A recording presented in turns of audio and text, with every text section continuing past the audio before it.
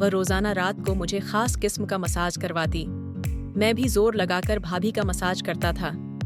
लेकिन एक रात भाभी ने नहाकर मुझे अपने पास बुला लिया और कहने लगी, यह तेल पकड़ो और जल्दी से लाइट बंद करके अपने काम पर लग जाओ। मैंने लाइट बुझाया तो भाभी ने मुझे पास खींचा और फिर पूरी रात। मेरा नाम दीपक है और मेरी उम्र 20 साल थी। उन दिनों मैं अपने घर में अकेला रहता था। मेरे भाई ने शादी की ताकि मेरी तन्हाई भी खत्म हो सके। मेरी भाभी का नाम राधा था और मैं उन्हें भाभी नहीं बल्कि मोहब्बत से राधा ही कहता था। भाई के न होने पर वह अक्सर उदास और परेशान नजर आती थी। कई बार मैंने उन्हें छुप छुप कर रोते हुए भी देखा था। मुझे लगा था कि वह सुनील भाई को याद करती हैं, तभी तो छुप छुप कर आंसू बहाती हैं। लेकिन ना मैंने कभी उनसे यह बात पूछी थी और ना ही राधा ने खुलकर मेरे सामने यह बात कही थी। वह सारा दिन खामोशी से घर के कामकाज करती और फिर रात को अपने कमरे में बंद हो जाती और उनके कमरे से सिसकियों की आवाज आने लगती। दोस्तों, सुनील की शादी होने के बाद अगले हफ्ते ही वह दुबई चला गया था।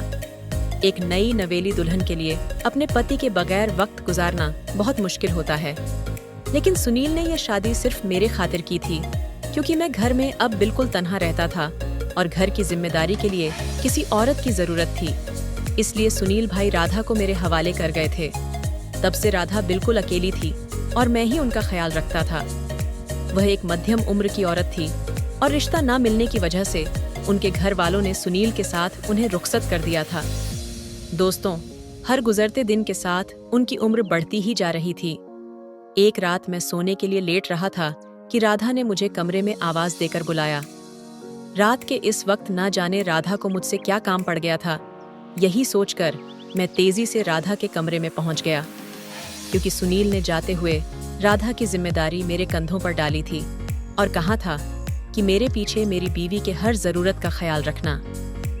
मैं भी दिलो जान से राधा की हर जरूरत का ख्याल रखता था, क्योंकि सुनील के पैसों पर मैं अय्याशी करता था और चाहता था कि राधा मेरी कोई शिकायत सुनील तक ना पहुंचाए। दोस्तों, रात के 11 बजे के वक्त राधा ने मुझे आवाज देकर अपने कमरे में बुलाया तो मैं यही सोचकर पहुंच गया कि राधा का कोई जरूरी काम होगा। लेकिन वहां जाकर मैं कुछ ठिठक गया, क्योंकि राधा अपनी बिस्तर पर लेटी हुई थी। मैं घबराकर दरवाजे पर ही रुक गया और राधा को आवाज देकर कहा, जी भाभी, कोई काम है? मुझे लगा था कि मेरी आवाज देने पर वह उठकर बैठ जाएगी और हमेशा की तरह दुपट्टे से खुद को छुपा लेगी, क्योंकि वह सारा दिन दुपट्टे में ही रहा करती थी। मैंने कभी उन्हें इस तरह नहीं देखा था, मगर मेरी आवाज सुनकर वह कहने लगी, दीपक, अंदर आ जाओ, मुझे तुमसे कुछ जरूरी काम है। वह अभी भी बिस्तर पर उल्टी ही लेटी हुई थी। मैं कमरे में दाखिल हो गया, लेकिन मेरी नजरें झुकी हुई थीं। मैं थोड़ा सा शर्मीला लड़का था और पहली दफा किसी औरत को इस तरह देख रहा था। राधा ने मुड़कर मेरी तरफ देखा और फिर मेरी झुकी हुई नजरें देखकर कहने लगी, दीपक, शर्माने की बात नहीं है। इस घर में तुम ही मेरा सहारा हो, मेरे अच्छे बुरे के साथी हो। मेरा पति तो परदेश में है, लेकिन तुम हर वक्त यहाँ मेरे साथ रहते हो, मेरा ख्याल रखते हो। बस यही सोचकर मैंने तुम्हें बुलाया है कि इस मुश्किल वक्त में तुम मेरा साथ दोगे।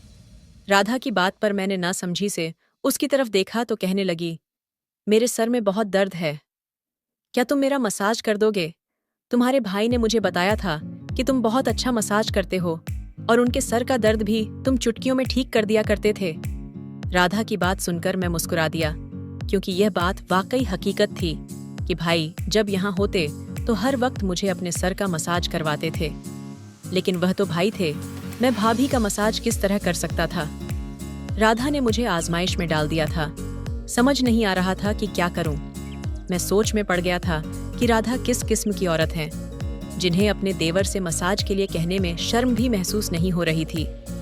जब मैंने देखा कि राधा कितनी तकलीफ में है, तो मैंने अपने मन की सभी हिचकिचाहट को छोड़ दिया। मैंने इशारे से ड्रेसिंग टेबल पर रखी तेल की बोतल राधा की तरफ देखी और कहा, ठीक है भाभी। तब भाभी बोली, ये बहुत अच्छा तेल है, बस तुम इससे मेरे सर का मसाज कर दो। ये कहते हुए उनकी आंखों में आंसू चमक उठे। मुझे लगा कि शायद वह बहुत तकलीफ में है। मेरे अंदाज में ही चाहत थी, लेकिन मैं राधा को इनकार नहीं कर पाया। मैंने वह तेल की बोतल उठाई और बिस्तर पर उनके करीब ही बैठ गया। धीरे धीरे तेल उनके सर पर डालकर मालिश करने लगा। अलबत्ता मैंने अपनी नजरें झुका रखी थीं और खुद को किसी भी तरह के जज्बात को महसूस करने से रोक रखा था। मेरे हाथ राधा के सर पर तेल लगाते हुए बुरी तरह कांप रहे थे। मैंने आज तक बहुत से कामों में राधा की मदद की थी, लेकिन राधा ने कभी मुझसे इस तरह की कोई फरमाइश नहीं की थी। जैसे जैसे मैं तेल लगा रहा था, राधा की अजीब सी आवाज़ों से कमरा गूंजने लगा था, जैसे उन्हें कोई सुकून मिल रहा था। राधा ने दोबारा मेरी तरफ नहीं देखा था और मैंने भी उनके चेहरे पर नजर नहीं डाली थी। शर्म के एहसास से मेरा चेहरा सुर्ख हो रहा था। मेरा बस नहीं चल रहा था कि किसी तरह इस मंजर से गायब हो जाऊं, लेकिन मैं क्या करता, मजबूर था। अगर मैं राधा को इनकार करता और यह बात सुनील को पता चलती कि मैंने राधा के किसी हुक्म को नहीं माना, तो मेरी जेब खर्ची बंद हो जाती। लेकिन आज राधा की मुझ पर अनायत कुछ अलग ही थी। राधा ने मुझे किसी चीज से नहीं रोका था। मैं बेधड़क राधा से एक्स्ट्रा पैसे मांग लिया करता था और वह आगे से सवाल भी नहीं करती थी। काफी देर तक मैं राधा के सर का मसाज करता रहा। राधा की आवाजों से कमरा गूंजता रहा। इसके बाद शायद राधा को नींद लग गई थी, क्योंकि उनकी आवाज आना बंद हो गई थी। फिर मैं उठकर उनके कमरे से खामोशी से बाहर निकल आया। मेरा दिल अजीब से धड़क रहा था। पहली दफा मैं किसी औरत की करीबी को महसूस करके आया था और इस बात ने मेरे अंदर एक आग लगा दी थी। राधा के लिबास और उनके खूबसूरत रंग ने मुझे अजीब सी नशे में डाल दिया था। फिर जैसे ही मुझे ख्याल आया कि वह मेरे भाई की बीवी हैं, तो मैंने तौबा की और सोचा कि अब आइंदा मैं राधा के कमरे में रात के वक्त नहीं जाऊंगा। अगली सुबह राधा ने पूरी तरह दुपट्टा पहन रखा था और मेरे लिए नाश्ता बना रही थी। फिर मेरे आगे नाश्ता रखकर मेरा शुक्रिया अदा करते हुए कहने लगी, दीपक, तुमने तो मेरे सारे दर्द खत्म कर दिए हैं। मैं तुम्हारी शुक्रगुजार हूँ। राधा की बात सुनकर मैं शर्मिंदा हो गया और कहा, असल में आप सारा दिन घर के काम अकेली करती हैं, इसी वजह से बहुत ज्यादा थक जाती हैं।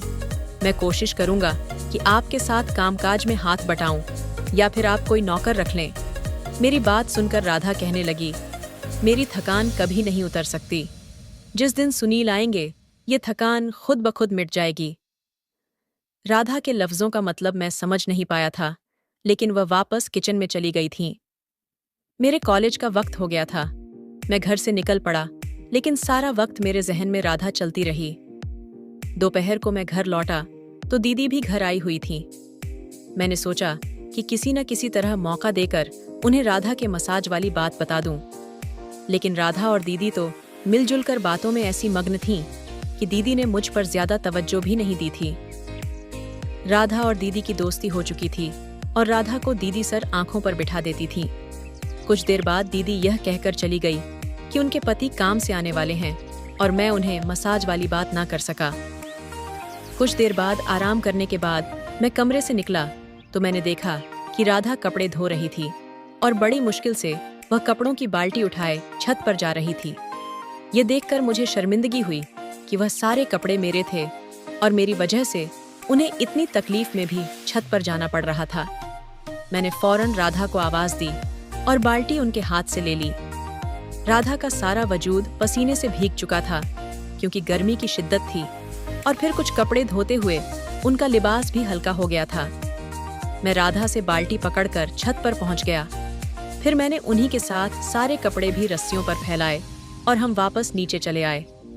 राधा कुछ अजीब अंदाज से चल रही थी, जैसे उन्हें बहुत ज्यादा तकलीफ हो रही है। मैंने खुद राधा से कहा, अगर आप कहें तो किसी डॉक्टर के पास चलूं। मुझे लगता है कि आपके सर में ज्यादा दर्द है।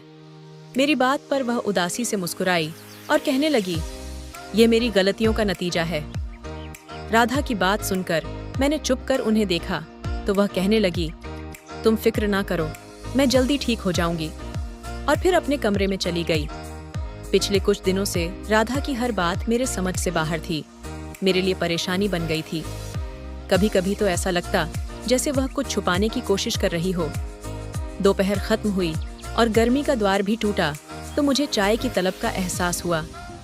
मैं राधा से चाय का कहने उनके कमरे के करीब गया तो अंदर से मुझे राधा की आवाज सुनाई देने लगी। वह रोते हुए किसी से कह रही थी, ये सब कुछ तुम्हारी वजह से हुआ है। आज मेरी जो हालत है इसके जिम्मेदार तुम हो। तुम्हारी बातों में ही तो मैंने खुद को बर्बाद कर लिया है। राधा की बात सुनकर मैं दरवाजे पर ही रुक गया था। न जाने वह किससे बात कर रही थी। यकीनन वह जो कोई भी था, भाई नहीं था। राधा की बातों का जो रुख मुझे समझ आया था, वह सुनकर तो मेरे रोंगटे खड़े हो गए थे। क्या राधा के सर दर्द की यह वजह थी कि वह किसी और के साथ गलत तरीके से? इससे आगे का सोचकर ही मेरे कानों से धुआं निकलने लगा था। मुझे समझ नहीं आ रहा था कि यह बात किससे कहूँ। बिना सोचे समझे मैंने सुनील को फोन लगा दिया। मैंने भाई से कहा, आप वापस क्यों नहीं आ जाते? भाई पूछने लगे, सब ठीक है? अब मैं उन्हें क्या बताता कि उनके पीछे उनकी बीवी कैसी हरकतें कर रही है। मैंने बस यही कहा, आपकी याद आ रही है, हो सके तो आप लौट आएं। कुछ देर की बातों के बाद भाई ने फोन रख दिया और फिर मैं गहरी सोच में डूब गया था। समझ नहीं आ रहा था कि मुझे क्या करना चाहिए। और फिर उस रात भी राधा ने मुझे आवाज देकर अपने कमरे में बुला लिया। मैं उनके कमरे में पहुंचा तो वह फिर लेटी हुई थी और सर पर मसाज करने का कह रही थीं। मैंने खामोशी से तेल की बोतल उठाई और निगाहें फेर लीं। मैं बेमन से उनका सर का मसाज कर रहा था और सोच रहा था कि वह किस तरह मुझसे ही अपना वह वाला मसाज करवा रही हैं। मुझे लग रहा था कि जब मैं कॉलेज जाता हूँ तो मेरी गैर मौजूदगी में घर में कोई आता है। यही देखने के लिए अगले दिन मैं कॉलेज से जल्दी वापस आ गया। लेकिन यह देखकर मुझे हैरत हुई कि घर के दरवाजे पर ताला लगा हुआ था और राधा घर में नहीं थी। मैं घर से दूर चुपचाप खड़ा हो गया। काफी देर बाद राधा घर लौटी तो वह पसीने से भीगी हुई थी। फिर वह घर का दरवाजा खोलकर अंदर चली गई। मैंने फौरन घर में दाखिल हुआ और राधा से पूछने लगा कि उसने सारा दिन क्या किया। राधा ने मुझे घर के कामों की तफसील सुना दी, लेकिन यह नहीं बताया कि वह बाहर क्यों गई थी। अब तो मुझे पक्का यकीन हो गया था कि वह कुछ न कुछ गलत जरूर कर रही है। सारा दिन मैंने यूं ही बेचैनी की आलम में गुजार दिया। मैं राधा का सच जानना चाहता था। और फिर रात के वक्त राधा ने मुझे फिर से कमरे में बुला लिया। मैं जानता था कि वह मुझसे मसाज करवाना चाहती है, लेकिन मेरा दिल हिरगिज़ इस बात के लिए राजी नहीं हो रहा था। मगर सच यह था कि उनके सर में वाकई बहुत तकलीफ थी। उनकी आवाज़ पर मैं उनके कमरे में चला गया। मैंने तेल की बोतल उठाई ही थी कि राधा ने मुझे बहुत सी अजीब बातें कहीं, जिसे सुनकर मैं चौंक उठा। वह कहने लगी, पहले लाइट बंद करो। ये पहली दफा था जब राधा ने मुझे अंधेरा करने को कहा था। मैंने हैरत से पूछा, लाइट क्यों बंद करूं? लेकिन वह इसरार करने लगी। उसके बार बार कहने पर मैंने लाइट बंद की और जैसे ही मालिश करने के लिए उसके करीब बैठा तो राधा ने मेरा हाथ पकड़ लिया। उसकी इस हरकत पर मैं दंग रह गया और मुझे बहुत गुस्सा भी आया। वह अपनी हर हद पार कर रही थी। मैंने गुस्से से कहा, ये आप क्या कर रही हैं? वह कहने लगी, दीपक, मैं तुमसे बहुत जरूरी बात करना चाहती हूँ, लेकिन मुझ में इतनी हिम्मत नहीं है कि मैं रोशनी में तुमसे ये बात कर सकूं। इसलिए मैंने तुमसे अंधेरा करने को कहा है। राधा की आवाज में लर्जी महसूस हो रही थी। इसके बाद राधा ने मेरा हाथ पकड़कर अपनी कहानी मुझे सुनाई, जिसे सुनकर मेरे रोंगटे खड़े हो गए। राधा कहने लगी, मुझे लड़कों का बहुत शौक था, लेकिन कोई भी मुझसे राब्ता नहीं रखता था, इसीलिए तन्हाई की जिंदगी कटने लगी। फिर बड़ी मुश्किल से मेरी जिंदगी में एक शख्स आया, जिसने मुझे मोहब्बत के ख्वाब दिखाए और मैं अपनी तनख्वाह उस पर लुटाने लगी। वह जब भी जितने पैसे मांगता था मैं उसे दे देती थी, लेकिन जब मैंने उसे शादी करने का कहा तो उसने यह कहकर इनकार कर दिया कि मैं तो अब बूढ़ी हो चुकी हूँ और वह मुझसे शादी नहीं करना चाहता था। उसे किसी जवान लड़की का साथी मिल सकता है, क्योंकि वह काफी तरक्की कर चुका था। मेरे ही बदौलत उसने छोटा मोटा कारोबार भी जमा लिया था।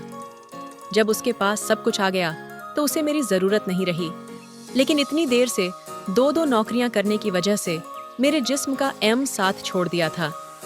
आए दिन मेरी कमर में तो कभी सर में दर्द रहने लगा था। मैं टूट कर बिखर गई थी। फिर तुम्हारे भाई का रिश्ता आया तो मेरे माँ बाप ने मजबूर होकर शादी किया और मैं शादी करके यहाँ आ गई। लेकिन हर वक्त मुझे इस बात का पछतावा होता था कि मैंने एक ऐसे शख्स के पीछे खुद को बर्बाद किया जो कभी मेरा था ही नहीं। ना ही मेरे बहन भाई ने मेरी कदर की और ना ही मेरी मोहब्बत ने। फिर इससे भी बड़ा सितम मुझ पर उस वक्त टूटा जब मुझे पता चला कि तुम्हारे भाई ने दुबई में शादी कर ली है। उसने कुछ दिनों पहले ही मुझे फोन करके बताया कि वह वहाँ शादी कर चुका है, लेकिन उन्होंने मेरे साथ शादी सिर्फ तुम्हारे और उसके घर के लिए की थी। ये सुनकर मैं पूरी तरह अपने होश खो बैठी। मेरा सारा ध्यान बस इसी बात पर रहता था कि मुझे सारी जिंदगी दूसरों की खिदमत करके भी कुछ नहीं हासिल हुआ। ऐसे ही सोचों में एक दिन मैं छत पर कपड़े धोते धोते गिर गई। इस वजह से मेरे सर और कमर का दर्द दोबारा उठ गया। बहुत मजबूरी में मैंने तुमसे मालिश करने का कहा था और फिर तुम भी मेरी मालिश करने लगे। मुझे खुद भी यह सब कुछ करवाते हुए शर्म आती थी, लेकिन मैं क्या करती? तुम्हारे सिवा मेरा कोई सहारा ही नहीं रहा था। कल मैं अपने घर गई थी। मैंने अपनी माँ को अपने पति की दूसरी शादी का बात बताया और उनसे कहा कि मैं इस तरह कब तक जिंदगी गुजारूंगी। लेकिन मेरी माँ ने मेरा हाथ पकड़ लिया और कहने लगी कि अपने पति का घर छोड़कर मत आना, क्योंकि यहाँ भी तुम्हारे लिए कुछ नहीं रखा। मेरी भाभी भी मुझे कबूल नहीं करेगी। ये सुनकर मैं मजीद टूट गई और वापस घर चली आई। मैं जान गई थी कि मेरी जिंदगी में कुछ बचा नहीं है। मैं आज तुम्हारे सामने ये सब कुछ इसलिए कह रही हूँ क्योंकि मुझे तुमसे मालिश करवाते हुए शर्म आती है। और फिर आज नहीं तो कल तुम्हें ये बात पता चलनी ही थी कि तुम्हारा भाई शादी कर चुका है और अब वह लौट कर नहीं आएगा। इसलिए मैंने सोचा कि खुद तुम्हें अपनी सारी हकीकत बता दूं। ये कहकर राधा फूट फूट कर रोने लगी। शुक्र ये था कि राधा ने कमरे की बत्ती बंद करवा दी थी। कितनी देर हम दोनों रात में रोते रहे। दोस्तों, मुझे इस बात का अफसोस था कि मेरे भाई ने राधा के साथ बहुत बड़ा गलत काम किया था। शादी करके उनके साथ तो पहले ही सब बहुत बुरा कर चुके थे और अब सुनील ने उनका साथ छोड़ दिया था। लेकिन कहीं ना कहीं इसमें हम बहन भाइयों की भी गलती थी। हमने कभी सुनील को वापस नहीं आने दिया। उनकी उम्र बीत रही थी, वे कब तक तन्हा रहते, इसलिए उन्होंने परदेश में ही किसी औरत से शादी कर ली थी। दोस्तों, काफी दिन गुजरने के बाद राधा कहने लगी, मैं सारी जिंदगी इस घर में खामोशी से गुजार दूंगी, तुम्हारी इज्जत भी करूंगी और घर का ख्याल भी रखूंगी। बस तुम मुझे इस घर से कभी जाने का मत कहना। तुम्हारा भाई अब कभी लौट कर नहीं आएगा और मुझे यही रहना है। मुझे डर है कि एक ना एक दिन तुम मुझे इस घर से निकाल दोगे। मैंने राधा से कहा, यह मुमकिन नहीं है। मैं आपको कभी यहाँ से जाने का नहीं कहूँगा। आपने इस घर को जिस तरह संभाला है, ऐसा कोई नहीं कर सकता।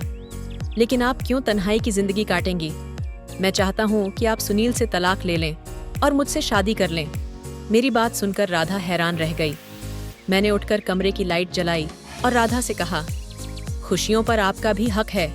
मेरी पढ़ाई पूरी होने वाली है, मैं जल्दी नौकरी कर लूंगा। तब तक आप अपनी इद्दत मुकम्मल कर लीजिएगा और फिर हम एक नई जिंदगी शुरू करेंगे। दीदी और आपकी अच्छी दोस्ती है। जब दीदी को सच पता चलेगा तो वह भी इनकार नहीं करेगी। वह कहने लगी, मैं उम्र में तुमसे बहुत बड़ी हूँ, लोग बातें बनाएंगे, दुनिया क्या कहेगी। मैंने परदेश बैठे पति को धोखा देकर देवर से शादी कर ली। मैंने राधा से कहा, इस दुनिया ने आपको क्या दिया है जो अब दुनिया के बारे में सोच रही हैं? मुझे इस रिश्ते पर कोई एतराज नहीं। मेरी बात सुनकर राधा फूट फूट कर रोने लगी थी।